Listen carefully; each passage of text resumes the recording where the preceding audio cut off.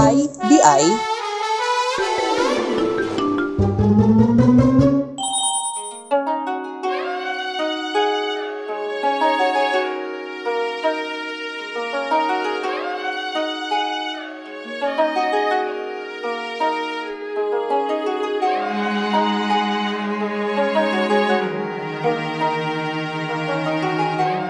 Mga kasugbo, kabaw ba mo nga nag-celebrate sabta og Lantern Festival diri sa atong syudad?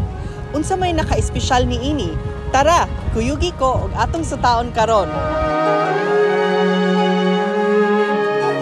Human sa kasadya sa Sinulog 2025, laing makalingaw nga kalihukan ang nasaksihan sa mga Sugboanon pinaagi sa Red Lantern Festival nga gipahigayon ni atong Sabado, February 8, 2025 sa Plaza Sugbo.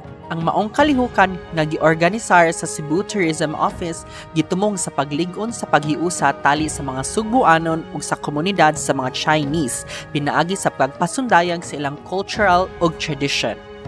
Ang festival original nga gipahigayon inubanan sa Chinese New Year, apan kini gilangan aron mahatagan og hugot nga pagtagad ang Sinulog Festival ni atong miaging bulan. Gisugdan ang kasadya pinaagi sa usa ka dakong parada nga may 500 ka mga participants na naglakip sa mga sakop sa Chinese community. Ang parada nagsugod sa Freedom Park nga miagi sa Magallanes Street ug nahuman sa Plaza Sugbo, diin usa ka makapadani nga mga pasundayag sa pula nga lantern, traditional nga Chinese music ug laing-laing mga cultural performances ang nasaksihan sa mga nananaw. Usa sa mga nag-unang atraksyon sa festival mao ang Chinese food market diin gipasundayag ang lamian nga mga putahe sa pagkaong incheck ug Pinoy nga makapahimuot sa mga bisita.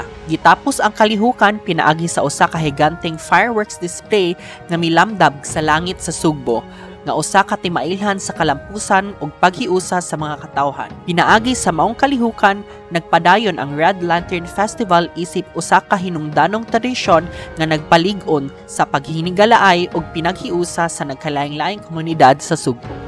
So there you have it mga kasugbo, mao kato ang brief history kung nganong atong gi-celebrate ang Lantern Festival diri sa atong syudad. Kuyugi ko kanunay sa pagdiskubre sa Sugbo aron kita makaingon IDI na ding ani sa Sugbo. This is Mark. Until next time.